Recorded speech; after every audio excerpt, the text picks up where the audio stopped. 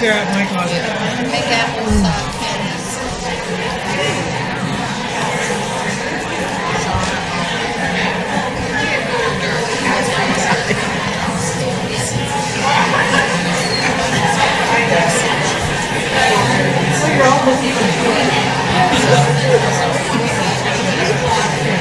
Thank you.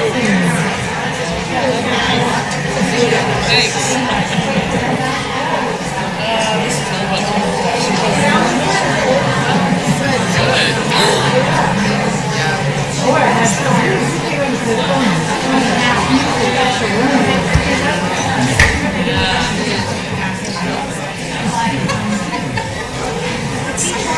I guess I'm talking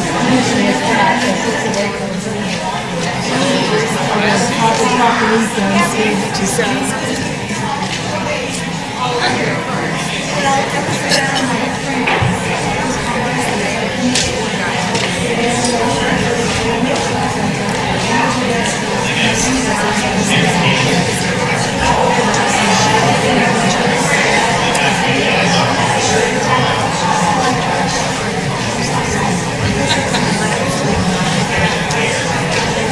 Okay, choir, let's get up and sing. I guess I have to have it. Come, come, whoever you are, wonder, worshiper, lover of leaving. Ours is no caravan of despair. Come yet again, come.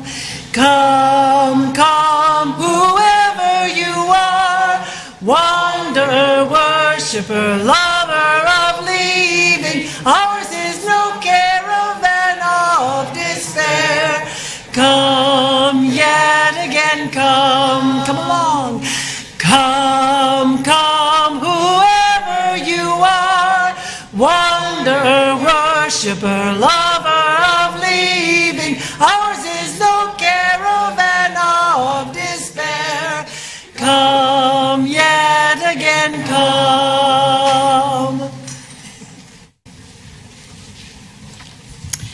Good morning and welcome to the Unitarian Universalist Church of Spokane. I'm Lisa Conger, your lay leader for this morning.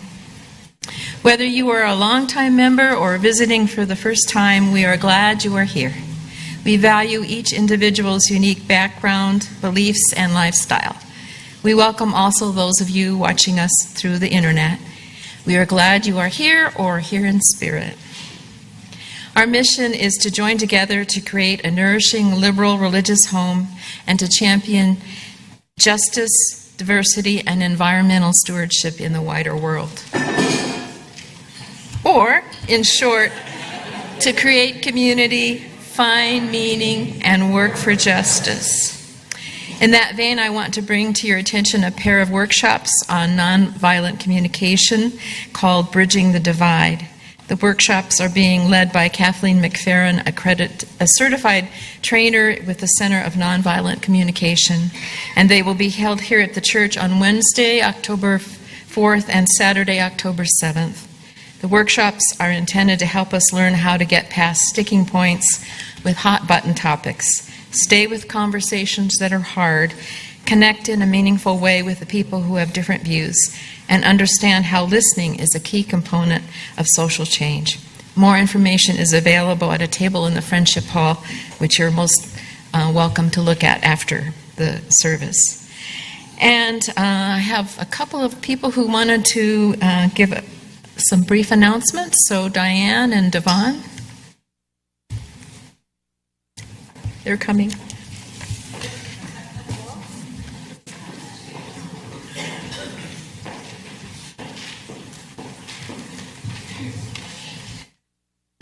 Okay, so I promised 60 seconds, so I'm going to try and watch myself here. There's so much going on in this church all the time that is so exciting. So people who are new, I want to encourage you to take advantage of this upcoming opportunity for the annual auction. So here's my plug for today.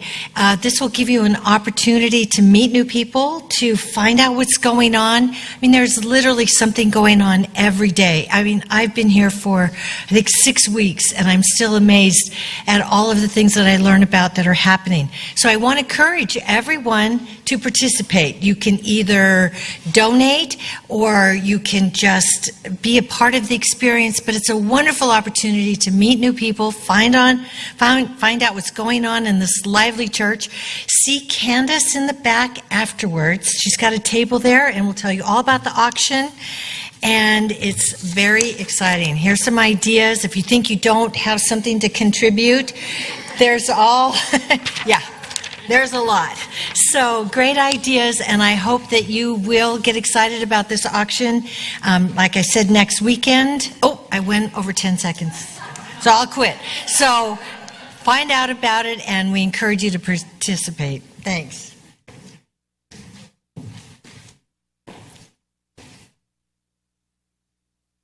Hiya, my name's Devon Grayer-Beal, and I am a team leader for the Healthy Relations team here at the church.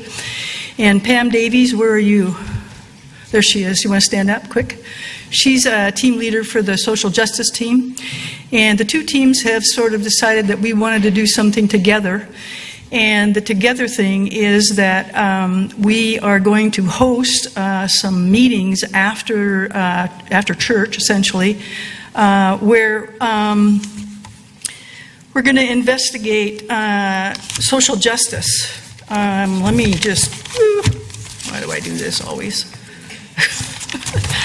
At Gonzaga University, there's going to be a whole raft of information and things to go to about hate studies.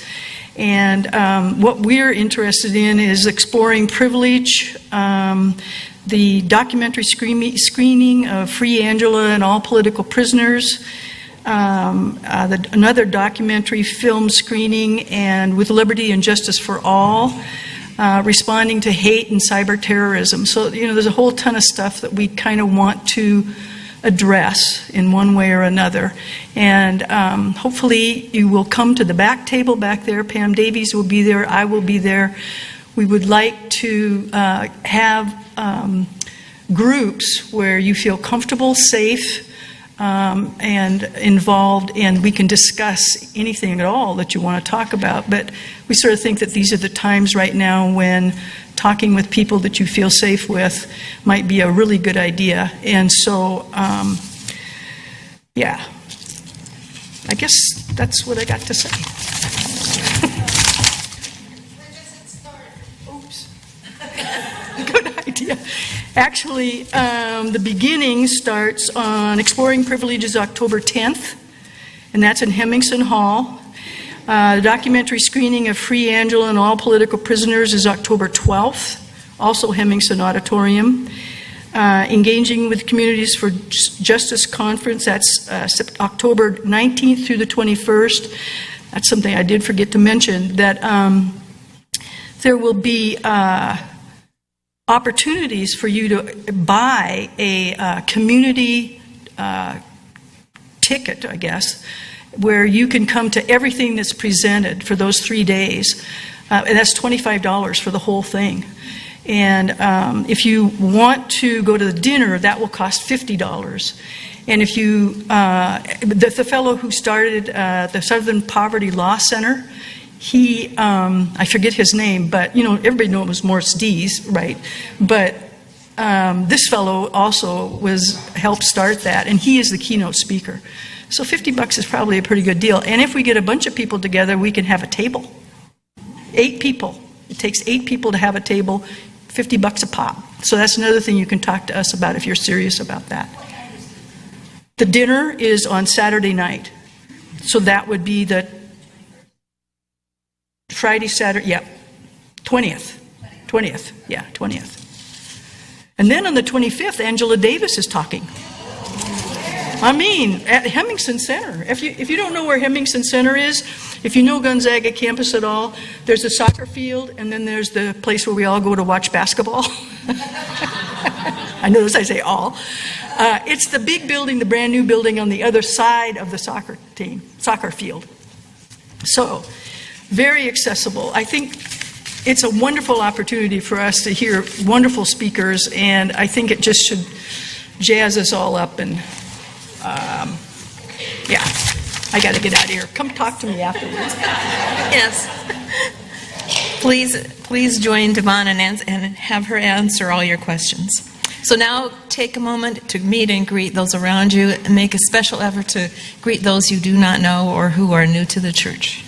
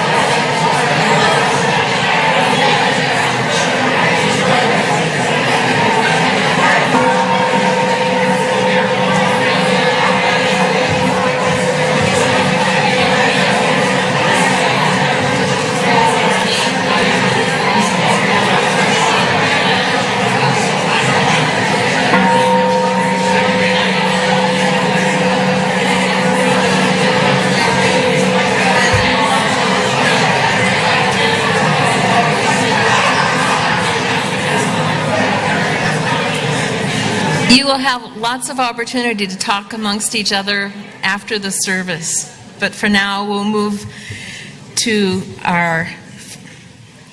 formally begin our service by lighting our chalice, the symbol of Unitarian Universalism, the symbol of our unity and solidarity, of our openness and inclusion, of our community and individual uniqueness.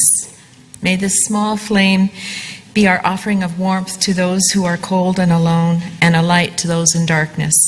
May it be a flame that ignites justice in our world, and a beacon of hope to those in need. And may it reflect at least a spark of truth wherever truth is lost, and a shadow of doubt wherever it has been found.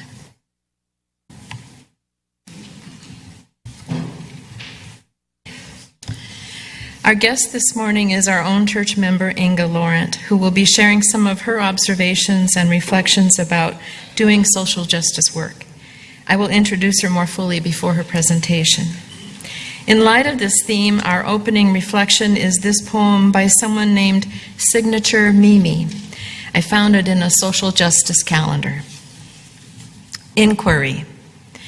Sometimes I question myself, not because I doubt myself, more so because I am in disbelief that I have the power within myself to be myself. Sometimes I question myself. I question the toughness of my skin, the tenderness of my heart, and the tightness of my mind. I question this journey ahead of me and the mission that has brought me to this moment with newfound space, with infinite meaning. Sometimes I question the capacity of my lungs to breathe in this life. Sometimes I question the waters that make up the majority of my mass. Sometimes I question the fire in my phoenix rising from the ashes and dust. Sometimes I question my ability to stay grounded as the universe pulls me back into itself, only to release me whole.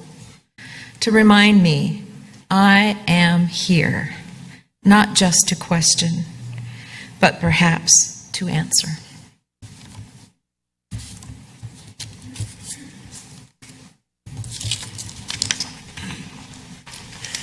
You will notice that we, again, are not using our screen this morning. We're hoping very soon to have things back in better order with that. So I will ask you to access your hymnals. We're going to sing number 159. This is my song. It's in your hardback gray hymnal. Would you please stand as you're willing and able?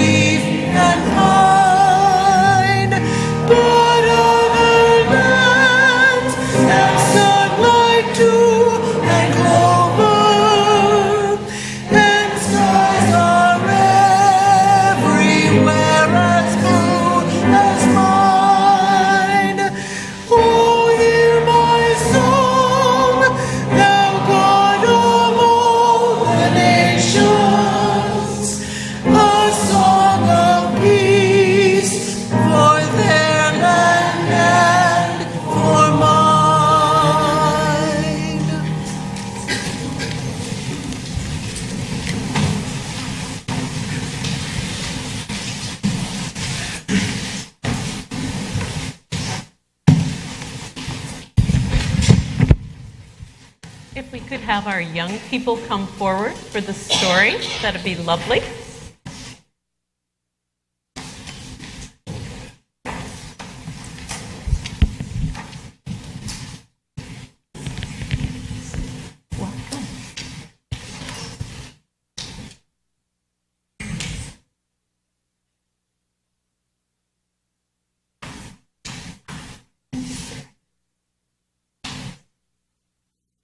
Our story for all ages this morning is called The House on Dirty 3rd Street.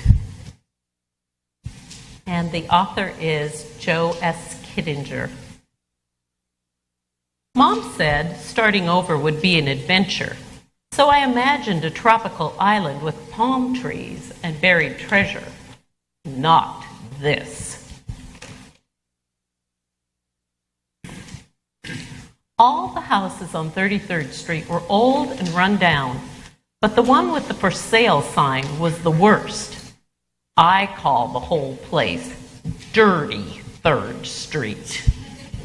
It's perfect, said Mom. Doesn't look perfect to me, I said. It's perfect, she said, because we can't afford it. Try looking at it through the eyes of faith, said Mom. I squinted and tilted my head. Still looks horrible to me, I said. Soon the house on Dirty 3rd Street was ours, but before we could start moving things in, we had to move trash out. A neighbor watched from her front yard. Hi there, Mom called out to her. I've hired a man to take a load to the dump. Is there anything you'd like to add to our trash pile? I don't know. The woman sounded like she hadn't trusted anyone in years. Before long, Mom and I were wrestling an old sofa from Mrs. Huddle's porch to the curb. And by the end of the day, word had spread. The pile in front of our house became a mountain. Now, the bathroom was so filthy, it made shivers run down my back. "It will look and smell better when it's clean," said Mom. So all day Saturday we swept and scrubbed, and I was dog-tired and grouchy. Clearing away the trash and dirt just made it obvious how ugly the place truly was. "This house will never look good," I mumbled. "You may be right," said Mom. She sank to the floor in the corner. What was I thinking? I slumped down beside her and I leaned my head against her shoulder. "Remind me," I said to her, "how did you see it?" "I saw a pretty white house with blue shutters," she said. "There were flowers on the porch. The windows sparkled and curtains danced in the breeze. The kitchen was full of friends, and I smelled cookies hot from the oven." Mom's eyes got dreamy looking. Then she shook her head. "I miss our old neighborhood," she said, "and all my friends from church." "Well, we can make new friends," I said. I stood up. I dusted myself off. "I saw a church a few blocks away," I said. "Let's go in the morning." So after breakfast, we walked to the church. In Sunday school, the teacher asked if anyone had prayer requests. "Well, we just moved here and our house needs a lot of work," I said. "I don't want my mom to cry anymore. Please pray that she can see the house with the eyes of faith and that I somehow can see it that way too." So not long after we got home, I heard a knock at the door. "Good afternoon, ma'am," a man said when Mom opened the door. At church this morning, I heard you could use some help around here." Mom was showing him all the broken bricks on the porch when Mrs. Huddle walked across the street. "Thought these might cheer things up a little bit," she said. "Once upon a time, my flowers used to bloom on nearly every porch in this neighborhood." Mrs. Huddle started transplanting the flowers into an old cement planter in the yard. A few minutes later, a car pulled up. Next thing I knew, a whole family was heading our way, including my Sunday school teacher and a girl my age. "Welcome to the neighborhood," my teacher said. "My husband is a great handyman." The man took one look at the peeling paint and then he pulled out his cell phone. Let me get a few more folks over here," he said. By the next weekend, our house looked like an anthill. Men on the roof hammered shingles. My new friends and I scraped peeling paint. A lady fixed loose bricks on the porch, and another neighbor worked on the plumbing. The sun settled behind our house, and the workers took a break. I opened the door, and the smell of cookies, hot from the oven, made my mouth water. Finally, I could see it, our place, just as Mom had, through the eyes of faith. We had found our perfect home. And somehow, I knew that I would not call it Dirty 3rd Street anymore. Thank you. And if we can sing our children out, please.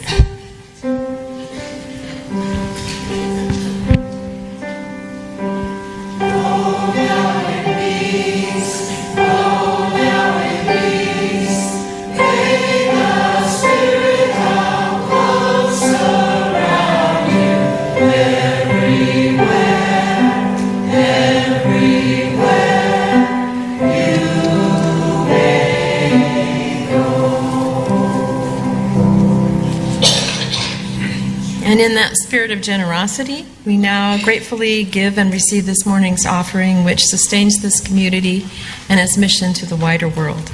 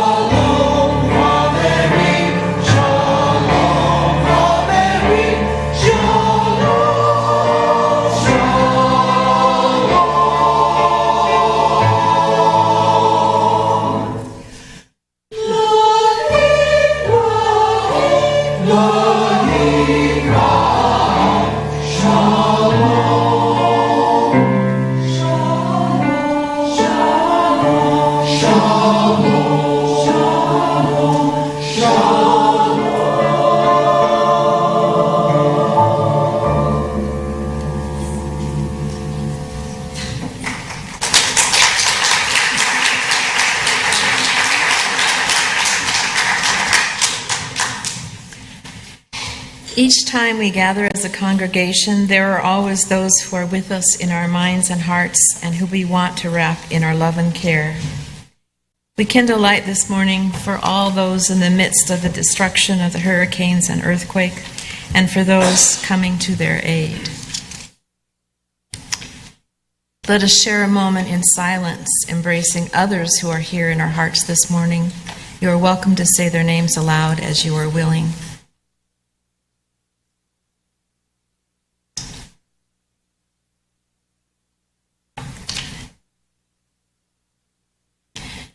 Those named aloud and those remembered in the silence, and all those who are suffering elsewhere in our world this hour, we hold in our community of compassion.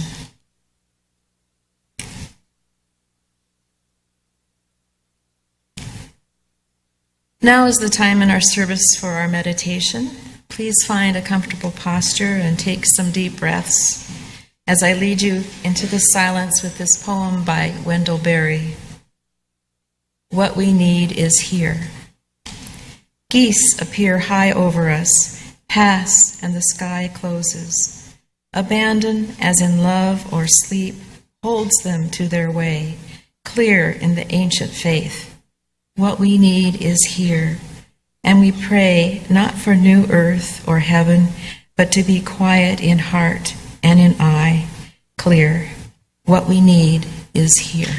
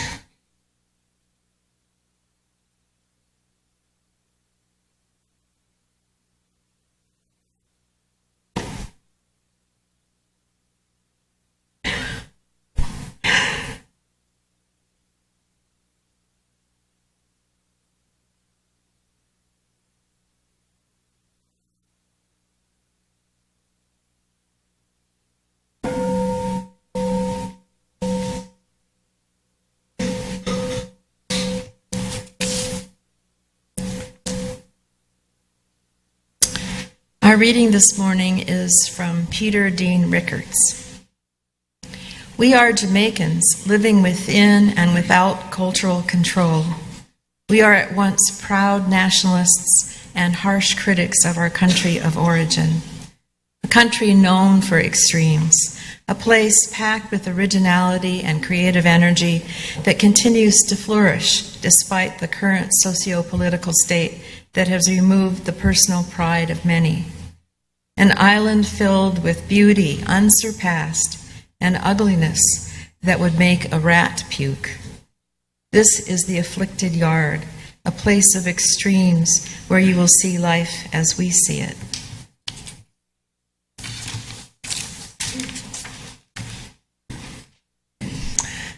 And we'd actually like you to help us out a little bit with our tune right before this sermon.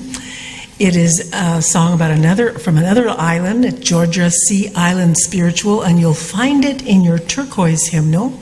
And the chorus will be, even if you don't have a hymnal near you, the chorus is so easy, you'll be able to jump in there. So open the window, children. Oh, 1022. Sorry. 1022 in your turquoise hymnal.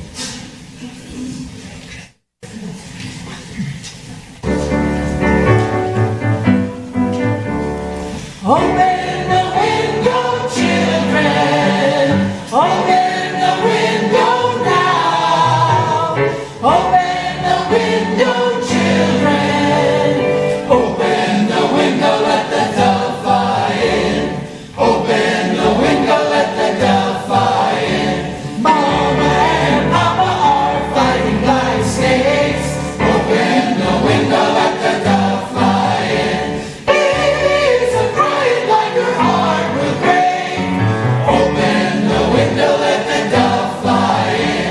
Open the window, children. Open the window now. Open the window, children. Open the window, let the dove fly in. Open the window, let the dove fly in. Neighbors lock their doors, nail fences so high. Open the window, let the dove fly in. On the other side. Open the window, let the dove fly in. Open the window, children. Open the window now. Open the window, children. Open the window, let the dove fly in. Open the window, let the dove fly in. Borders round countries, borders round the sky. Open the window, let the dove fly in. The only border close to is the border round your mind. Open the window, let the dove fly in. Open the window, children. Open the window now. Open the window, children. Open the window, let the dove fly in. Open the window, let the dove fly in. Open the window, let the dove fly in.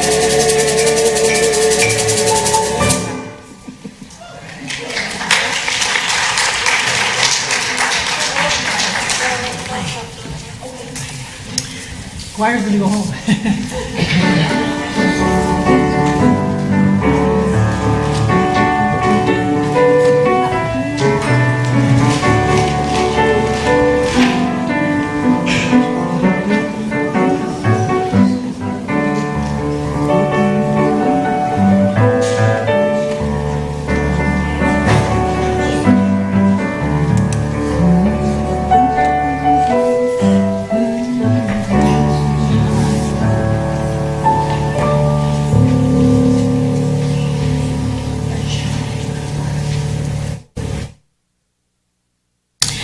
Inga Laurent is the director of the externship program and associate professor of law at Gonzaga, and she has been a member of our church for about 3 years. This is what she writes. I started my career as an attorney working to provide legal services for victims of domestic violence. I quickly learned that the solutions found in traditional legal systems were limited. A little disillusioned, I transitioned to a career in legal academia, where I now have the opportunity to work with students. My hope is to better prepare them for the challenges they will face and to prepare them to assess and place themselves in positions where they can leverage their passions and influence to make improvements to the system where they seem necessary.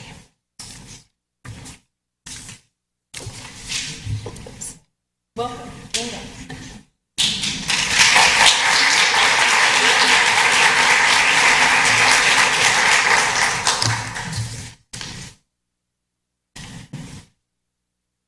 I'm struggling.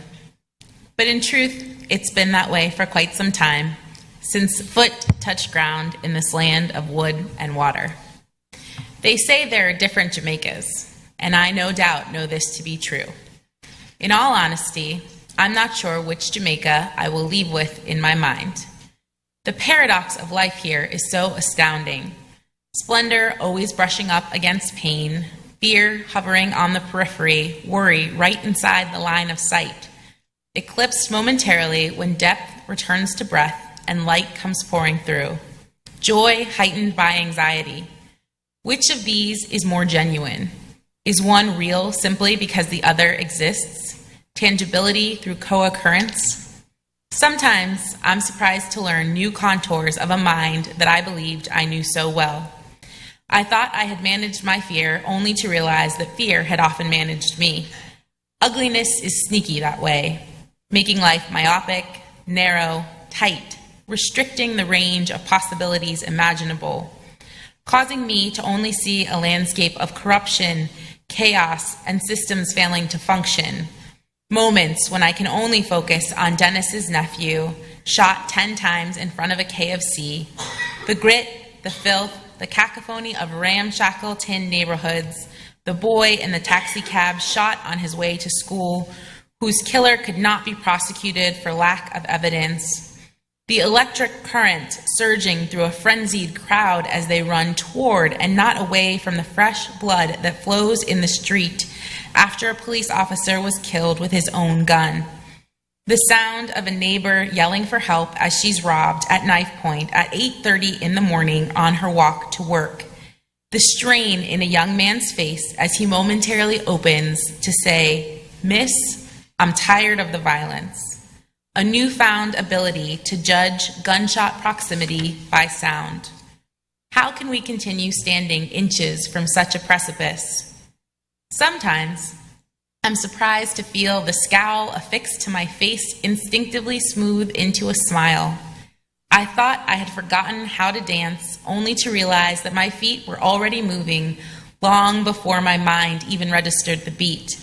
Beauty is sneaky that way, making life grander, expansive, sweeping, opening a range of limitless possibilities, allowing me to see scenes of warmth, fecundity, and systems of thriving interconnection, moments when I can only focus on the sweet, juicy, fibrous taste of an Otahiti apple, the crisp, shocking thrill of sliding into a frigid waterfall after a long and arduous hike, the laughter of boys imitating lawyers, mastering and wielding concepts of cross-examination, the pastel-painted sky of sunrise across the valley, feeling like Belle walking through the streets of her hometown, waving and smiling and speaking "mornin', mornin'" to security guards patrolling, men with machetes for gardening, and women carrying bags of fresh fruit and veg.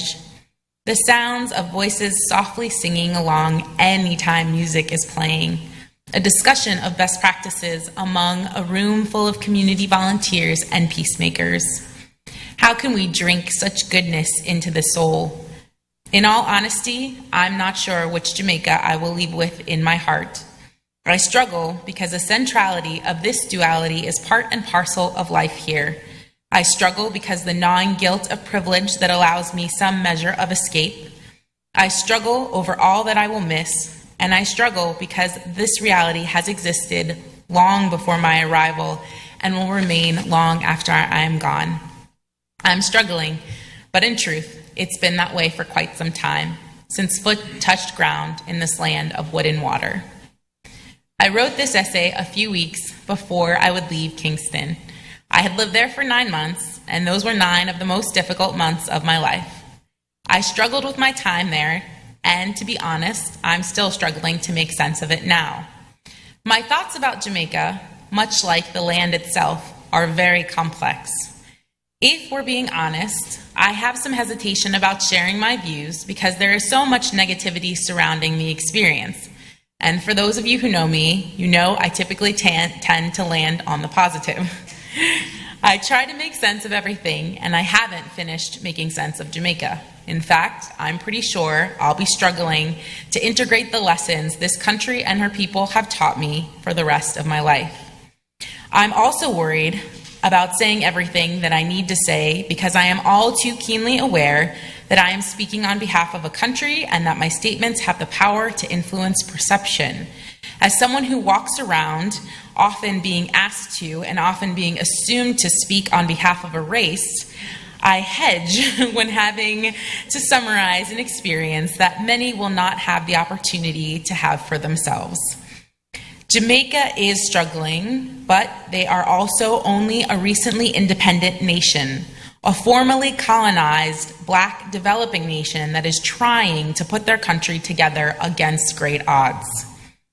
But the only real response to confronting something that you need to is to face it, to talk about it, to bring it to light, to tumble over it until it makes some sense to you. And so that's the reason I'm here today.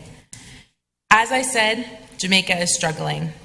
I cannot stand here and talk about the incredible beauty of a country, of the resilience and the ingenuity of its people, without also acknowledging the horrific crime, problems, and conditions of fear and stress that its people are living under.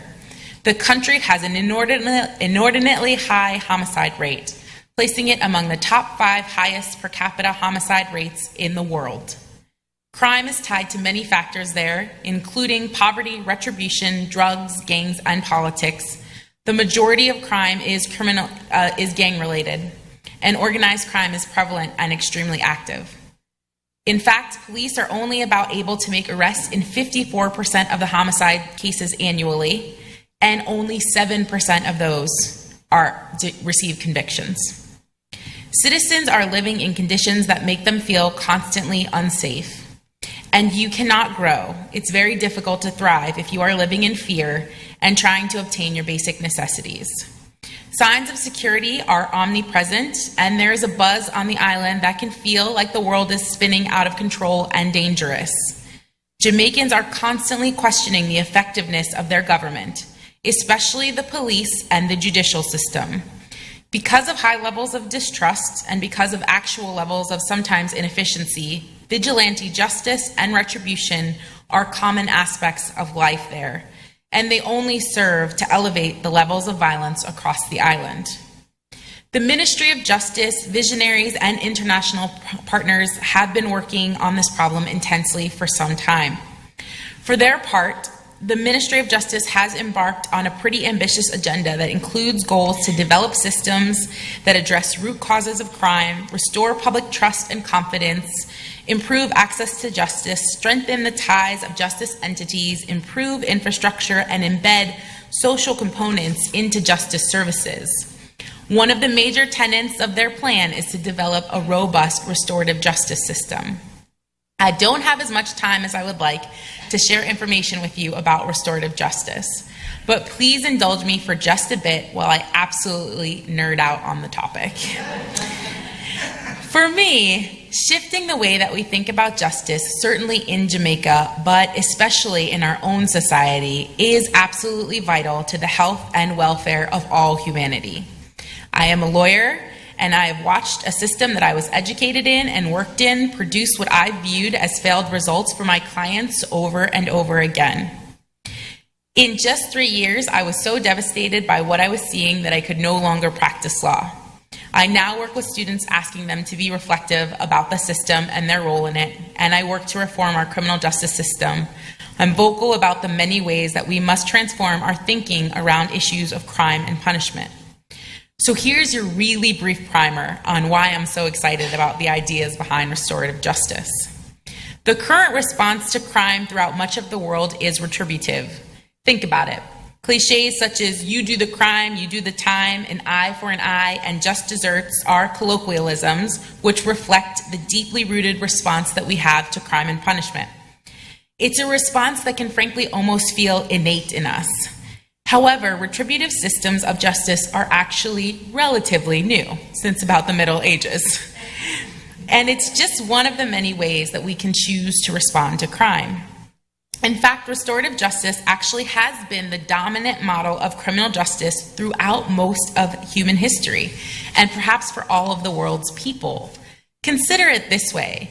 Think about societal evolution, and you'll begin to understand the necessity of a restorative model. Early hominids, think hunter-gatherers, lived a pretty precarious existence. They were deeply communal and required interdependence for survival. Therefore, removing a productive member of a tribe, even those who committed a wrongdoing, was not typically a viable method and could only be resorted to in the direst of circumstances. So keeping peace and avoiding intertribal conflict were of the utmost importance. And for most of human history, reconciliation and restitution to victims and their kin took precedence over vengeance. Preserving relationships was of primary importance, and restorative practices accounted for this and developed to foster repair for those damaged relationships. In essence, a restorative approach to offending behavior is one in which the relationships and the harm caused takes precedence over assigning blame and applying sanction. The humanity of individuals had to be recognized and accounted for, and diversity and a wide range of skills and talents were the cornerstones of survival. Today, Our independent lifestyles have shifted us from this way of being. Today's model of justice does streamline the crime management problem process for its citizens, and it absolves us of our duties associated with crime and places the burden on the state. And to be honest, this makes sense. It's convenient. It allows for a more consistent administration of justice. However, the effect also strips citizens of the opportunity and the responsibility to be meaningfully involved in the justice process. Restorative justice seeks to correct that imbalance, asserting that crime is not solely a violation of fixed laws, but it's a conflict, and one that should be returned to its rightful owners for resolution. Niles Christie, a prolific writer on restorative tradition, theorized the importance of that conflict ownership, saying that conflicts belong to those who are directly affected by them, victims, offenders, and the community. With a rather harsh critique of the traditional system, he stated, "Criminal justice institutions and law professionals steal those conflicts from the affected parties and rob them of their opportunity, their right, and their duty to learn and grow through their conflicts." Without opportunities for growth, victims, offenders, community, and even the state can potentially manage crime, but transcendence of that crime is doubtful. We continue to treat symptoms and not the underlying problems. As I said earlier, Jamaica is in the midst of a judicial crisis, a justice crisis, just as we are in terms of over-incarceration in the United States. And though I have many critiques about prisons and the level of functioning or non-functioning of our system, if you commit a crime here, you will most likely be held accountable. Remember my statistics about Jamaica. If you commit a crime there, that same result is not so likely. So that presents both incredible opportunities and incredible challenges for restorative justice to thrive. And whether it will be successful remains to be seen. I do believe that it's laudable for a national government of a country to embrace and adopt a compassionate, innovative, and healing approach to justice that centers on rebuilding community and empowering its citizens. But if that empowerment comes with a lack of ability to put into place measures that hold people accountable, will it really work? Can the very system trying to operate a subset of its own system that isn't functioning in other levels really be the bridge for people to work out their conflicts? And can a government with a top-down approach work to implement a system that has almost always been a bottom-up, reflexive, community-oriented system? Can the government really shift the retributive culture of an entire nation? The truth is that I don't know. But I do have immense admiration and respect because they are trying. And what else are we to do? If I have learned anything from this experience, it is that these decisions are not abstract, but they are real, and they directly affect people's lives. And no matter what, we must always try, even in uncertainty. But I will admit that I left Jamaica confused, and that I am still confused, and that I have so many more questions that I have answers about Jamaica, about justice, and frankly, about myself. This experience tumbled me into myself in ways I never imagined. I have changed. I have lost much of my idealism, and I have become more pragmatic. This was the most difficult experience of my life so far, and I have known some difficulty. I am grateful to be home, but I miss Jamaica too. Mostly, I miss the people. I miss sitting with Dennis, the security guard stationed at Westgate, who could spin stories for hours as we shared patties, talking of how Jamaica has changed and the evils that the country is facing, finding out that he, like many in the country, were much better informed about American politics and history than most Americans are, and learning about how he used to see houses on the mountain and wanted to buy one for his mother. And I miss his singing. I miss Max's lessons on gardening with a machete. I miss my long car rides and running errands with Christopher, a taxi driver who became a friend and a lifeline. I miss our discussions about politics, religion, and his dreams to own his own car and his own company and his dreams for his daughter. And I miss Nina. who, from very little, put herself through school at UE to graduate with a master's degree in social work, and who somehow manages to love Jamaica in its fullness, in its complexity, with all its contradictions, transcending the misogyny, the rigidity, and the corruption in her society, and embracing all of its beauty, embracing all of its paradoxes. When I think of Nina, I think of how I want to be in this world. I want to embrace my own paradoxes, the one that I was often too blind to see before my perceptions were challenged. Brené Brown quotes Carl Jung in her newest book saying, "Only the paradox comes near to comprehending the fullness of life." Jamaica has shown me how true that is. Whereas I couldn't fully see them before, I now feel them everywhere, and I'm trying my hardest to embrace them. I see them here in the US, that I can be proud to be from this country while still being critical of the many improvements that we need to make. That I can both take a knee and honor military members who have given their lives for ideals that they believed in. I know that I can support and respect my cousin who's a police officer while protesting and holding his brothers and sisters accountable to ensuring that they recognize and educate themselves on how unconscious bias can skew their perception. In Spokane, in my community, I know that I can be an advocate for historic preservation and still want to see us evolve as a city. That I can support my progressive city council members and be furious at them when they spend $150,000 to put rocks on the ground and dehumanize our homeless brothers and sisters.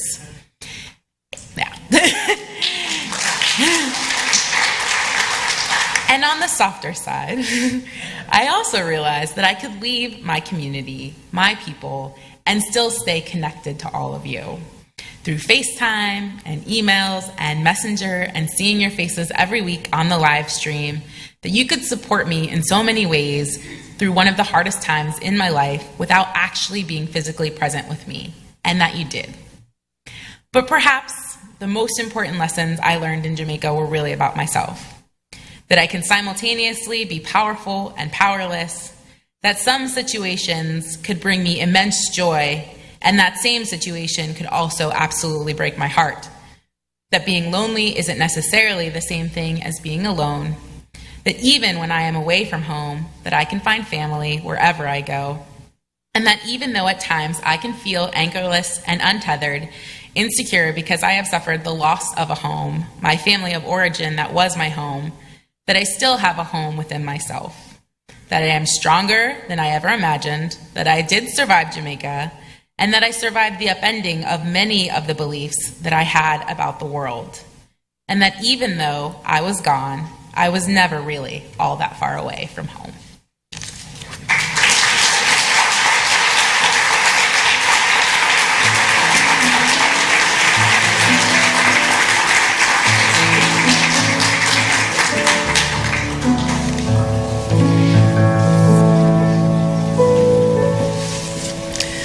So let's celebrate having Inga back with us by singing a favorite hymn of so many of us, and certainly of hers, number 1064 in your turquoise hymnal, Blue Boat Home. Please stand as you're willing and able.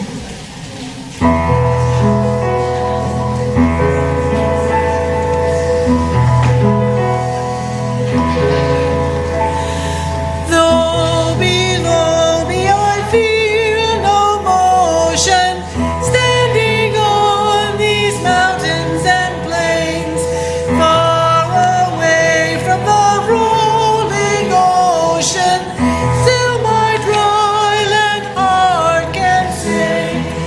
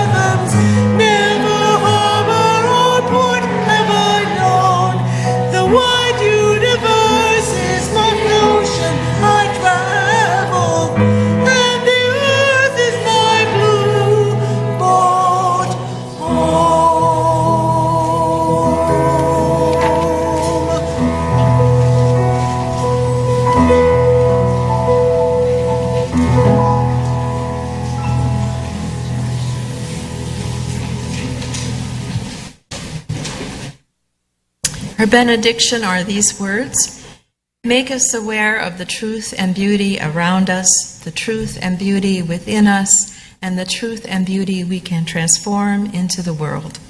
Amen. Blessed be. Salam aleikum and shalom.